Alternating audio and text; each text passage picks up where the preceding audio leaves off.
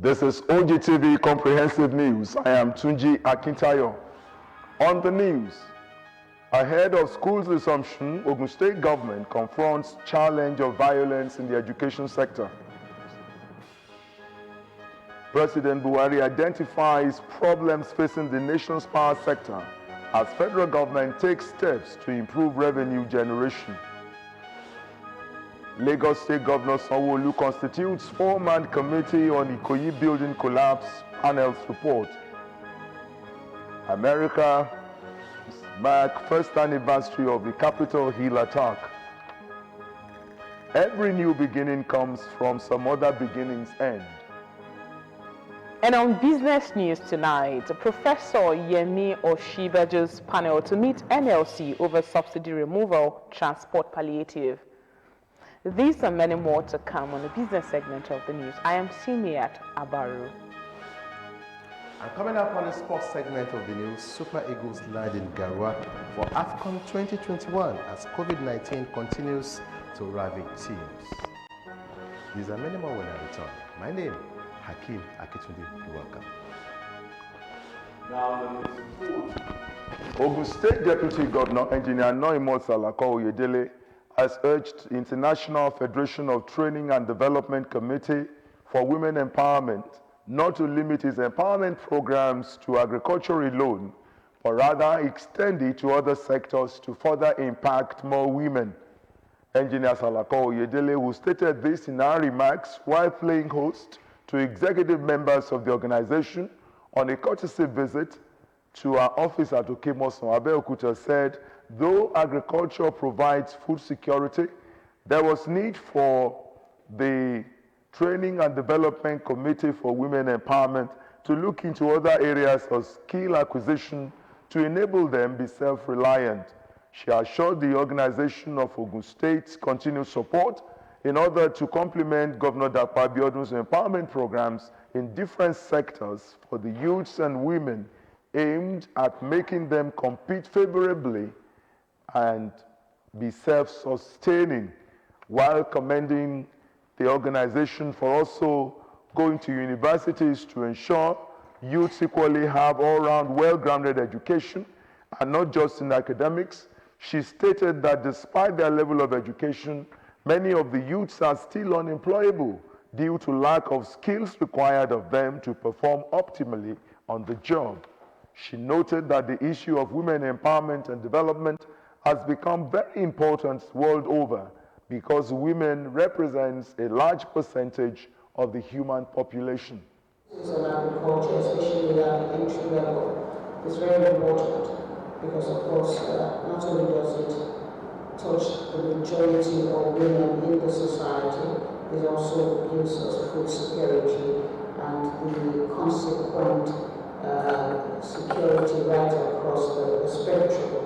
But nevertheless, we also have to look at other sectors, and I was happy to see that the items 2 and 3, which now look at other skills that women may have, so that they can compete adequately right across all jobs and all career spaces where the women find themselves. Earlier in our presentation, Chairman, International Federation of Training and Development Committee for Women Empowerment, Africa and Asia, Mrs. Janet Jola-Osho said, women who constitute the greater percentage of human population have been subjected to marginalization alongside domestic and sexual abuses. She said this was the more reason the committee decided to give a voice to women in Africa and Asia, initiate projects that can impact and empower women, support women enterprise through sponsorship of viable businesses, while sourcing for financial support from individuals, organizations, and government agencies to execute the projects. The Deputy Governor was decorated as a member of the organization during the visit. Ogun State government is constructing the biggest reservoir in Abeokuta as well as improve its water treatment capacity to achieve uninterrupted water supply across the state. The special advisor to the governor on water resources, Engineer Kunle Otun, stated this in an interview with Ogtv News and assured of constant water supply by the middle of 2022.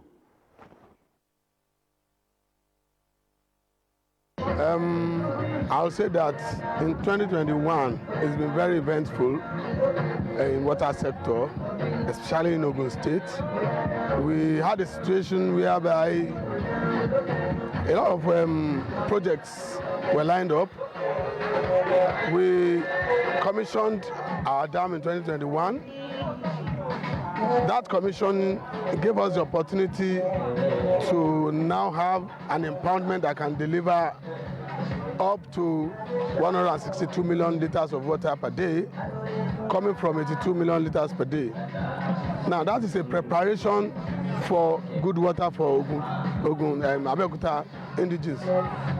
Beyond that, we are also looking at how we are going to expand our treatment capacity. In doing that, it's going to take some time. We started about 2 months ago, and we are hoping to finish that by middle of 2022. Along with that, we are constructing the biggest reservoir in Abeokuta at Ogtv along Abiola Way. By the time we conclude that reservoir, along with expanded treatment capacity and impoundment capacity, Ogun State should now be ready for good quality water from public utilities. As the dry season is now upon us, he called for cooperation and understanding of the people, assuring of water supply. We have taken delivery of over 6,000 meters for prepayment of meter. These meters are going to be installed in households come January, February 2022. In all, we are going to have effective water supply system by June, July 2022. And beyond that, we are going to have regular water supply. All we need from residents of Ogun State, particularly Abeokuta, is to what? Pay the water rate when the water starts coming uninterrupted. At our treatment plant in Abeokuta, we have 2 plants, the major and the mini. The major is what we are expanding now, so we still treat our water from mini plant. So we get water supply, but not as much as what you should expect. So our people, we are going to be rationing water supply from now till June, July, before we now have enough water. So our people should expect water rationing for now, and then we should conserve our water very well so that it can go around very well. So we are going to see a lot of construction activities. So our people should please understand with us and cooperate with the construction agents so that we deliver the infrastructure effectively. The special advisor to the governor on water resources, Engineer Kunle Otun, speaking there. In an effort to curb indiscipline and indecent behaviors in primary and secondary schools in Ogun State, parents and guardians have been charged to cooperate with school authorities on disciplinary measures put in place. This advice was given by the State Commissioner for Education, Science and Technology, Professor Abeokuta Arigbabu, at the first meeting of the year with parents and guardians at Lishabi Grammar School, Idiaba, Abeokuta. Our reporter, Adunola Ayola's report is presented in this package.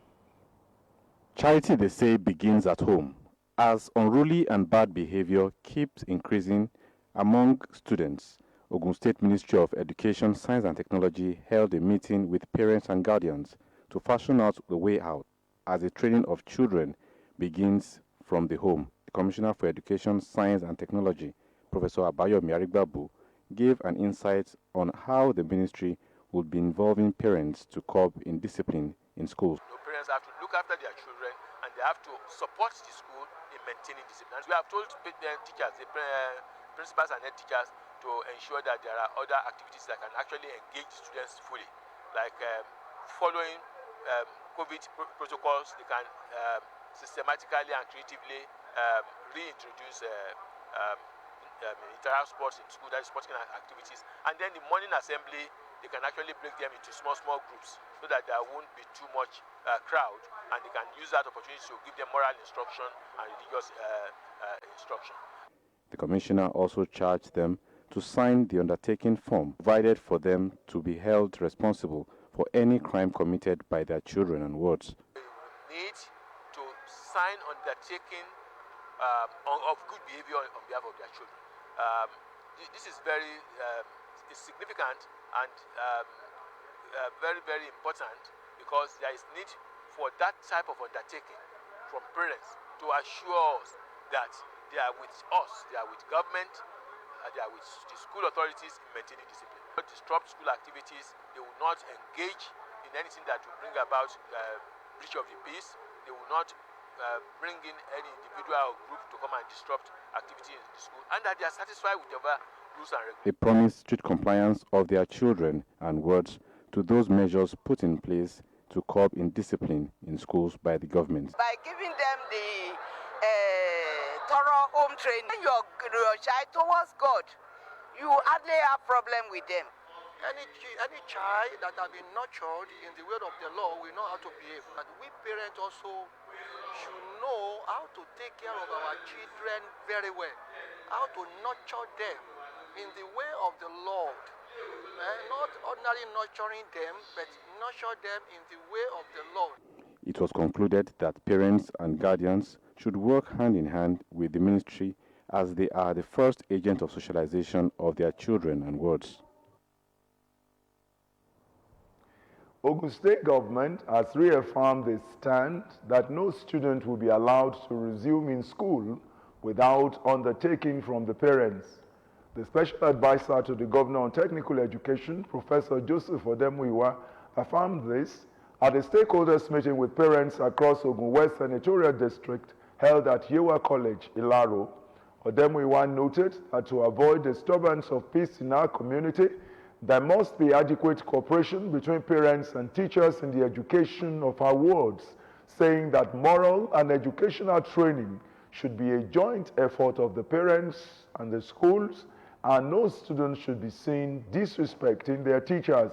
The special advisor mentioned that punctuality was also part of good morals that must be inculcated in the wards, adding that total cooperation of the parents and teachers will contribute great impact in their lives, calling on parents to always attend parents' club meetings for proper monitoring and assessment of their wards. Odemuyiwa said the present administration frowns at parents who do not care about their ward school performance, urging them to desist from dual registration for their wards at different schools, reiterating that any private school found aiding or abetting that act will be prosecuted under the law.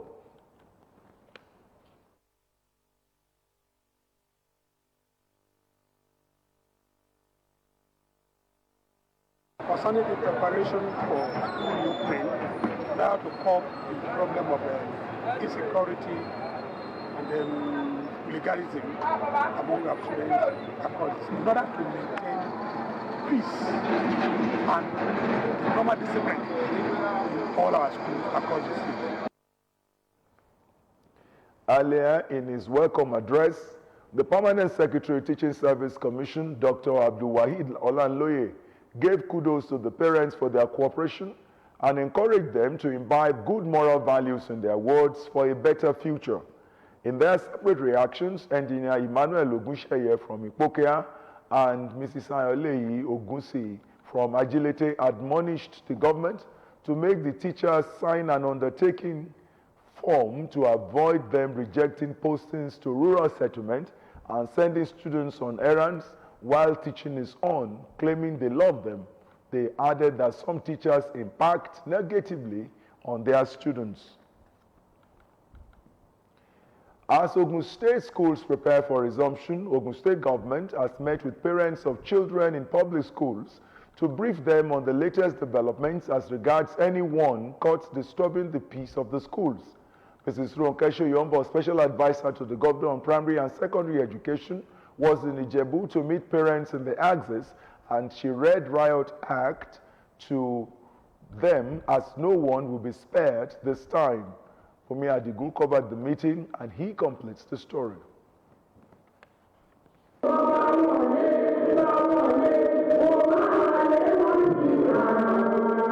All hands are now seen to be on deck towards a smooth resumption as strategies to curb unruly behaviors in schools in Ogun State are now well spelled out.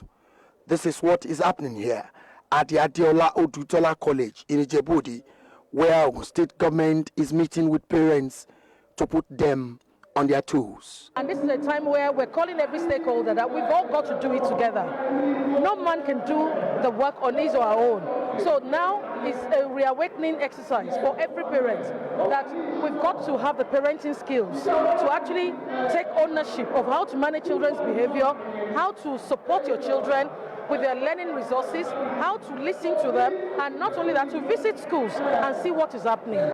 Parents will now sign a letter of undertaking on each of their children, and they will be held responsible for any negative act perpetrated by their words. It's a time for parents and the child to come together and promise themselves that they're going to be of good behavior in our schools. Because if the child should actually do anything otherwise, then they'll be dealt with. Parents appreciated government for putting up this initiative and want it to happen regularly, as this will keep both parties on their toes to achieve a better society. Really, government is trying, they can't do all. And if we don't work together as parents with government, the laxity will be there.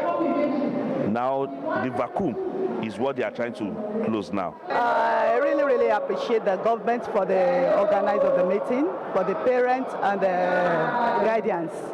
We really appreciate, and we believe that it's going to bring out positive results. No doubt, this meeting will send the right signal to stakeholders in the education sector that government will not treat issues of unrest in schools with kid gloves. Fumi Adigun, Ogtv News. And still to come in the news, Lagos State Government sets up four-man committee on Ikoyi collapse building panels report. Details and more reports after the break.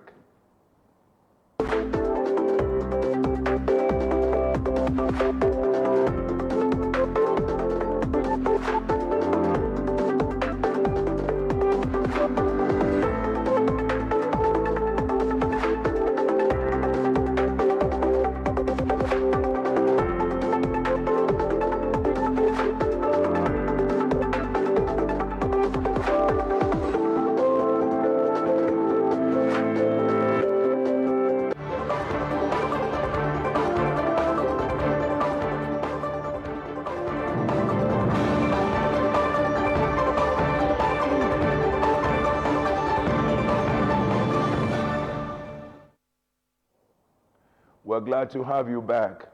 Security agencies in the state have pledged their support and cooperation to the Education Ministry to help in enforcing disciplinary measures and policies in its schools. This pledge was made during the meeting of the management of the Ministry of Education, led by the Commissioner for Education, Science and Technology, Professor Abeokuta, with the head of security agencies in Abeokuta, where he posited that with the assistance of the agencies, disciplinary actions put in place would be solidified. Arigbabu said that the ministry has held several meetings with relevant stakeholders to re-strategize and chart new ways of curbing misdemeanor in its schools.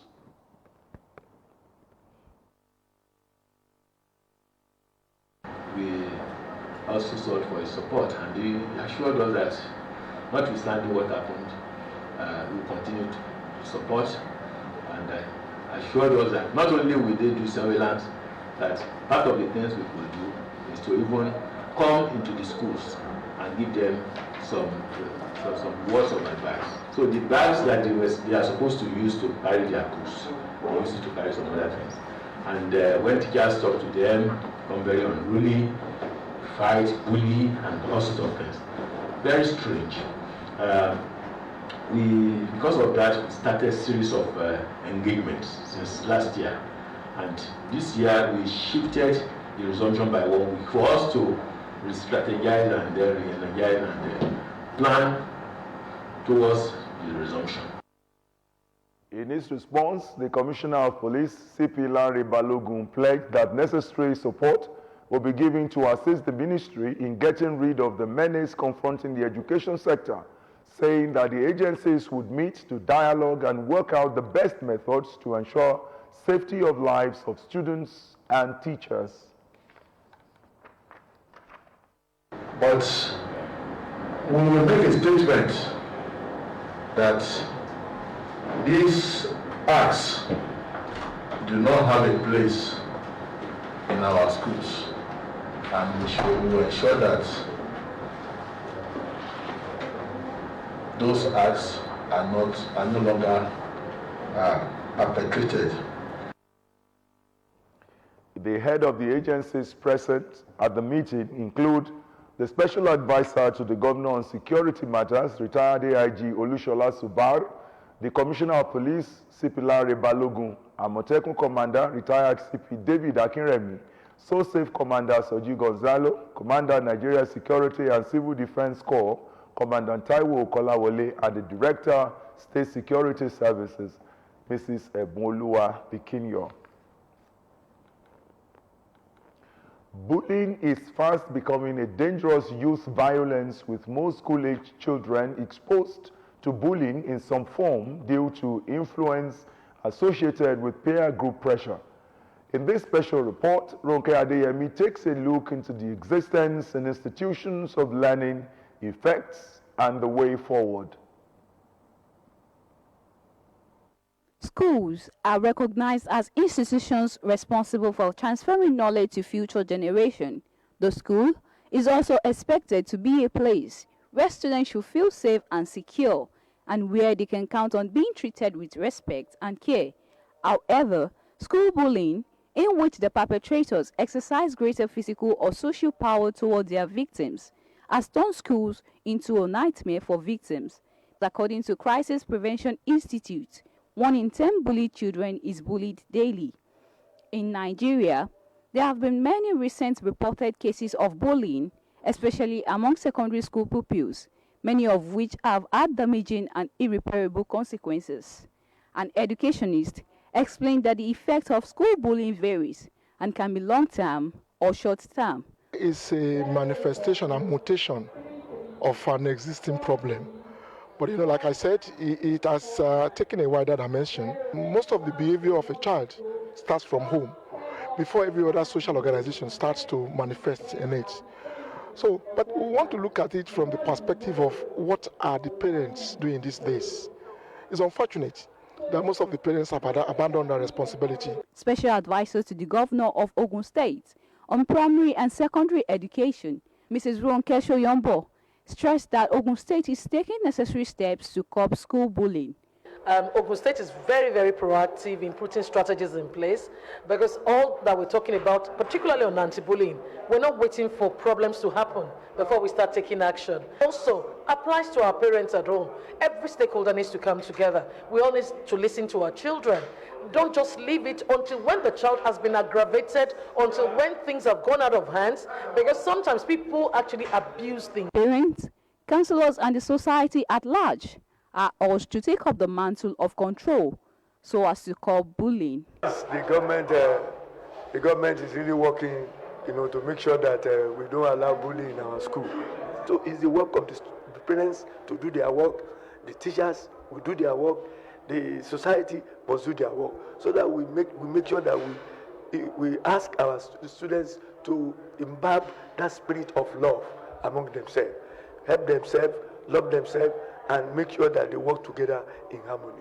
As schools are struggling to curb the social menace, there is a need for individuals in the society to have a better understanding of the concept of bullying and help in identifying children who need help, victims and perpetrators alike, and take actions. Aderonke Adeyemi, Ogtv News. The Joint Admissions and Matriculation Board has warned prospective candidates against being scammed since it had not commenced the sale of the 2022 Unified Tertiary Matriculation Examinations and Direct Entry Forms. According to a statement by the board's head of media and protocol, Dr. Fabian Benjamin, Any claims that the sale of forms had commenced was fraudulent and should be disregarded. Although the board stated that it had concluded plans to commence the sale of the UTME and direct entry forms, it added that no date had been fixed. JAMB noted that the date for the commencement of sale of the forms had never been shrouded in mystery, hence it is always published on both print and digital media. President Muhammadu Buhari has been giving explanations on the problem facing the power sector of the nation's economy. Speaking in an interview on NTA, the president advanced reasons for the seeming nature of the problems bedeviling the sector.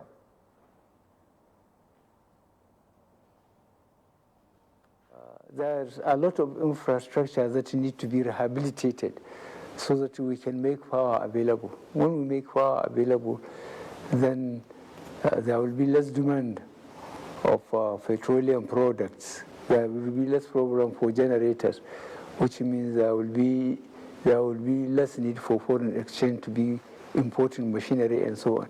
The linkages between having power and not having it are very clear for those who look at the national economy. The Minister of Finance, Budget and Planning, Ajia Zainab Ahmed, says the federal government will review the number of its agencies to save costs and have more revenue for capital projects. She, however, assured that such a review would not result to job losses in the public sector. She added that the country was faced with a revenue challenge and needed to take steps to improve revenue generation and cut wastes. She, however, explained that the revenue generation was gradually improving due to a number of steps taken by the government. She said that the 2022 budget was tied to the new National Development Plan, which would make it more impactful. The federal government, through the Minister of State for Environment, Dr. Sharon Ikeazo, said it will continue to collaborate with Nigerian Exchange Limited to build a framework that will help issuers navigate climate disclosure and ultimately improve the climate data available to the investment and finance community. The Minister of State for Environment stated this during the digital closing gong ceremony hosted by the NGX to mark the end of the trading for year 2021 at the weekend. Ikeazo noted that NGX has played an exemplary role in Nigeria's commitment to mitigating the effects of climate change, saying climate change is a serious and long-term threat to which Nigeria has continued to show commitment to the goals of the Paris Agreement on climate change without revision of the nationally determined contributions pre-COP 26. She explained that with the step taken immediately after COP 26, Nigeria has further demonstrated its commitment towards the Paris Agreement on climate change. The Lagos State Governor, Babajide Sanwo-Olu,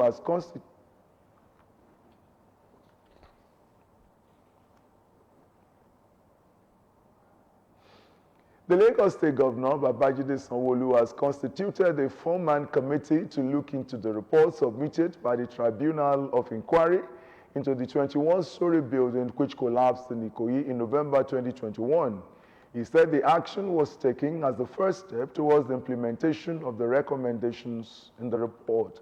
It was one collapsed building incident too many, and the fatality figure put at about 40 necessitated setting up a 6-man panel of inquiry by Governor Babajide Sanwo-Olu on November 4, 2021. After 6 weeks of intensive investigation into the remote and immediate causes of the incident, Chairman of the Tribunal of Inquiry, Toyin Ayinde, said implementation of the report will help forestall future occurrence of collapsed buildings across the state. As well as the information gathered from all the witnesses who appeared before the tribunal. We need to note, however, that building collapse is rooted in the collapse of values, morals, and ethics, which we need to work on as a nation. Therefore, ethics and due diligence need to be restored. Governor Babajide Sanwo-Olu said ahead of the implementation of the panel's report, the four-man committee constituted will look into the panel's report and get back to the State Executive Council. The white paper, so it's a four-man committee that will very quickly look through the report, and I'm giving them the end of next week for them to be able to get back to the State Executive Council to be able to take their final report so that we can make all your findings and recommendations public. The four-man committee is headed by Commissioner for Special Duties, Tayo Bangboshe Martins, with Head of Service, Hakeem Muri-Okunola, Commissioner for Justice and Attorney General, Muyosore Onigbanjo, and Commissioner for Agriculture, Bisola Olusonya, as members of the committee. The Director General of the National Broadcasting Commission, Balarabe Ilela, has expressed satisfaction with the adequate provisions made by the National Youth Service Corps towards the commencement of radio transmission as soon as the broadcasting license was approved. He commended the present NYSC management for procuring standard radio equipment and building a digital studio preparatory to a preliminary inspection, which confirmed their commitment to publicizing the activities of the NYSC, especially through mainstream broadcast media. A statement signed on Thursday by the NYSC Deputy Director, Press and Public Relations, Emeka Emegbena, said Ilela was speaking while assessing the studio facilities installed at the proposed NYSC radio complex located at the NYSC Directorate Headquarters in Abuja. While taking the NBC DG round the studio, the NYSC Director General, Major General Shoaib Ibrahim, said that the proposed NYSC radio was initiated to reach out to the grassroots and make the scheme more visible in its drive at promoting national integration, self-reliance, and socio-economic development. The Rivers State Police Command has confirmed a cell break in its division in the Okrika local government area on Tuesday. Some gunmen were said to have stormed the division and forcefully opened the back door of the cell from where all the detainees escaped.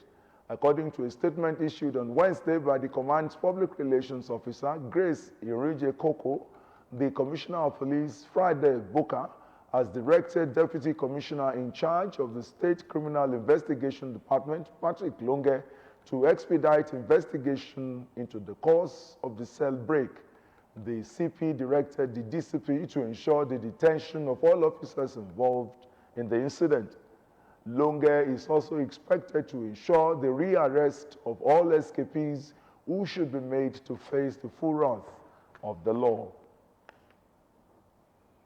Up next is business news with Simi Atabaru. Stay with us.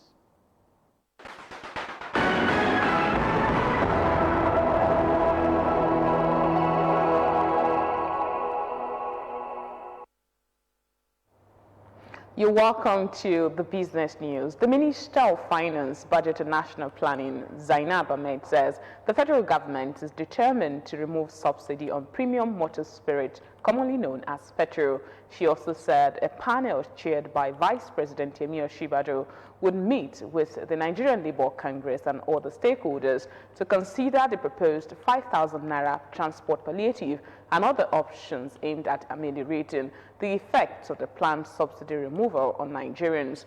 Responding to questions by journalists at the public presentation of the 2022 budget on Wednesday, Ahmed said the federal government was set to comply with the provisions of the Petroleum Industry Act 2021 to fully deregulate prices of petroleum products. The federal government has disclosed that it spent 4.2 trillion naira on debt servicing between January and November 2021. This sum represents 76.2% of the 5.51 trillion naira revenue generated during the period under review. The Minister of Finance, Budget and National Planning, Zainab Ahmed, disclosed this in Abuja during the presentation of the details of the 2022 Appropriation Bill. The presentation, which included an overview of the 2021 budget implementation, revealed that oil revenue contributed 970.3 billion naira to the total revenue generated within the period, while non-oil tax contributed 1.6 trillion naira. All other revenues amounted to 2.8 trillion naira. The Central Bank of Nigeria's foreign exchange intervention in the economy declined by $930 million in the third quarter of 2021 to $4.03 billion from $4.96 billion in quarter two. The CBN disclosed this in its report on the supply of forex for the third quarter of 2021. Its intervention in the investors and exporters, SMEs, and the invisible market rose from $2.97 billion in second quarter to $3.3 billion in third quarter, while interbank intervention rose from $540 million to $730 million. The CBN's intervention in the Bureau de Change market was $1.43 billion in second quarter, but there was no intervention in third quarter, according to the report. And finally, the Office of the Auditor General of the Federation has said the Bank of Agriculture may have become distressed as a result of its inability to meet its obligation and provide meaningful service to the public. According to the Auditor General, development within the BOA are a major threat to the bank's continuation, as a growing concern, saying that they could lead to loss of stakeholders' funds and investment. The office also queried the high turnover of chief executive officers in the BOA and the non-composition of a governing board to oversee the affairs of the bank. And that's the end of Business News Tonight. Many thanks for watching. Back to Tunji for other segments of the news.